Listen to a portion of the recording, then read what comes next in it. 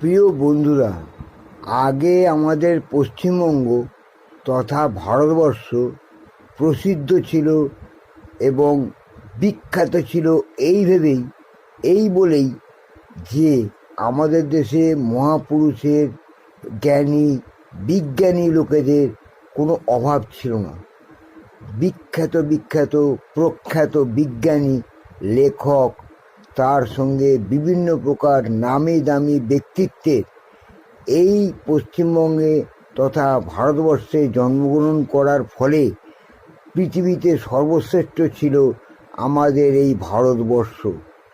কিন্তু বর্তমানে ওই জ্ঞানী, বিজ্ঞানী এবং জ্ঞানদাতা, উপদেশদাতা এবং অযাচিত নানান রকম উপকার করার ছলে এবং উপদেশ দেওয়ার ছলে তোমার সর্বনাশ করার মতো প্রচুর মানুষ জন্মে গেছে, যারা বিখ্যাত বিখ্যাত লেখক হয়েছে, বিখ্যাত বিখ্যাত বক্তা হয়েছে, বিখ্যাত বিখ্যাত উপদেশদাতা হয়েছে, বিখ্যাত বিখ্যাত সমস্ত কর্মকাণ্ডের অধিকারী হয়েছে এই পশ্চিমবঙ্গের বিভিন্ন মানুষেরা। এখন বর্তমানে পশ্চিমবঙ্গের যা খ্যাতি তা সারা পৃথিবীতে রটে গেছে এবং সবাই জেনে গেছে যে আমাদের দেশে বর্তমান কালের বিভিন্ন রকম অজ্ঞানী, বিজ্ঞানী, প্রখ্যাত, অখ্যাত এবং নামি দামি জ্ঞানদাতার কোনো অভাব নেই।